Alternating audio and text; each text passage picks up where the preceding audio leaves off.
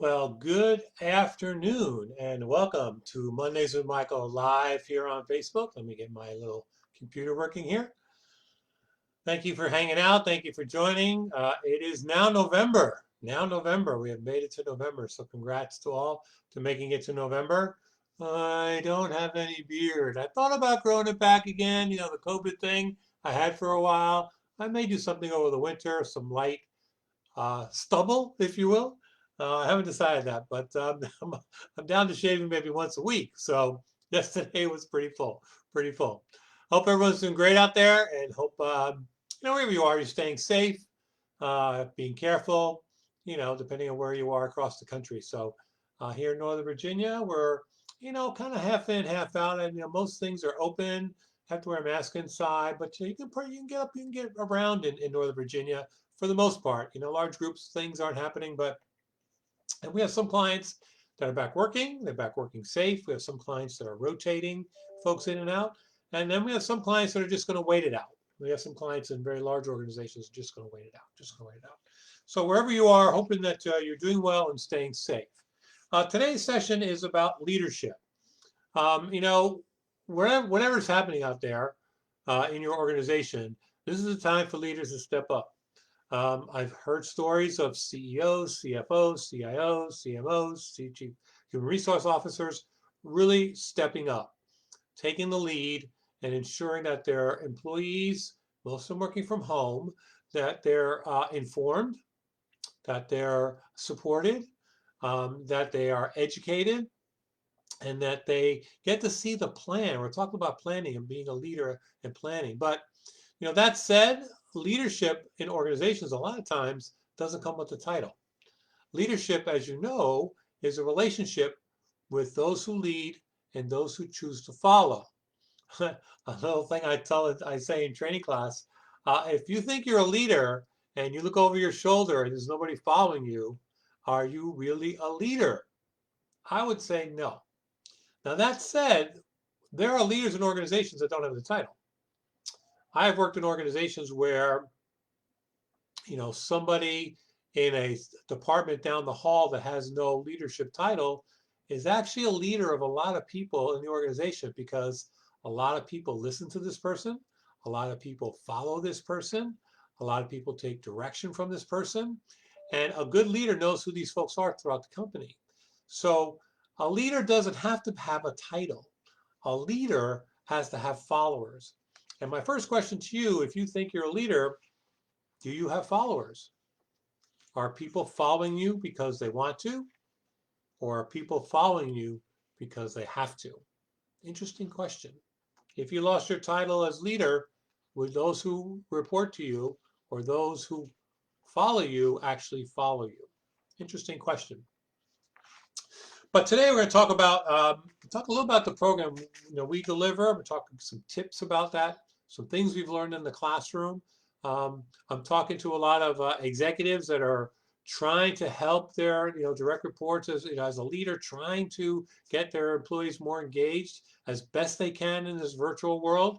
We've encouraged those leaders to have one-on-one sessions, small group sessions with those direct reports. It's very, very important to make sure that the individual employee feels supported. I know a lot of folks are doing what we're doing, Zoom calls and whatnot, and you're doing them in groups. It's great. A lot of folks use Zoom, Microsoft Teams, WebEx, other tools. But it's very, very important that you get to the one-on-one level. It's very, very important as a leader to get to the one-on-one level. Figure out what's going on at the one-on-one level with everyone that reports to you. And if it's a larger group that reports to you and you can't get to the one-on-one level, then break that down into smaller groups. Really get a sense of what's happening in folks' lives. I mean, depending where you are in the country, employees are dealing with a lot of stuff. A lot of folks may have parents that are, in nursing home situations or living at home situations, and they're the most vulnerable with the virus. A lot of parents are teaching kids at school. We have friends that are 2, 3, 4 kids in the house. So it's very, very important as a leader to be empathetic and to find out what's really going on with your direct reports. But the program we teach in the classroom is one you've heard me talk about before, is called the work of leaders. It's the work of leaders. And in that program, we try to teach a model to leaders that they can use that's pretty tangible. So we want to get this model in front of you and talk about it a little bit, but it's a really tangible model. And you can use this right now during the pandemic. It would work great during the pandemic to think through what happens next in your organization. Because let's be honest, we don't know what's going to happen next. Everybody's trying to tell you what's going to happen next, but I don't think anyone really knows. We're trying to do the best we can, but I don't know if anyone can tell you what's going to look like 6 months from now. Heck, in March, when they closed us down for 6 weeks, we thought by November, December, we'd be back to normal, and we're not. And there are a lot of places not back to normal yet. So as a leader, what can you use? What can you use as a strategy to work with those that you lead in kind of moving forward? So this is a pretty easy three-step process. It's crafting a vision. So coming up with a vision for your team, for your group, for your organization. What is the vision of your organization? We'll talk about that. So vision is important. Where are you going? Where do you want to take the group as a leader? After crafting a vision, it's developing that alignment. It's really developing alignment, or what we call building alignment. So it's making sure that everyone is on board. And sometimes that's probably the hardest part with leaders, is because there may be pushback, there may be other ideas, there may be other departments that don't fit. So that whole building alignment thing takes work. It takes energy to build an alignment. I mean, you can craft a vision getting input from folks and say, this is our vision for the next 6 months. This is our vision over the next year. But you've got to get alignment. You got to get people to buy in emotionally to that vision. You have to get other teams involved. And so that's really the hard part, is building that alignment. Make sure everybody's going in the same direction. That may take some time.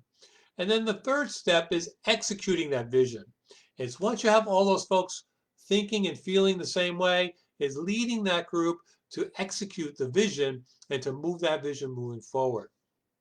So what are some of the traits in each of these areas, Michael? What are some of the traits that you're talking about when it comes to vision, alignment, and execution? So I'm going to go to my notes. So there are 3 steps in the vision process.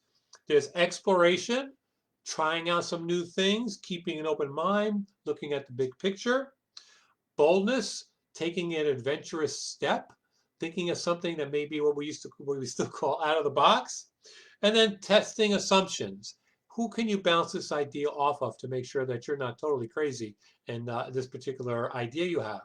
So those are the things we want to work on in crafting the vision. So we want to make sure we craft the vision. Craft the vision, make sure it's well thought out, and make sure it's bold, and bounce it off 1 or 2 folks to make sure that you're not going crazy. Now, this is the hard part, the building alignment. And we take this, we have participants take this assessment.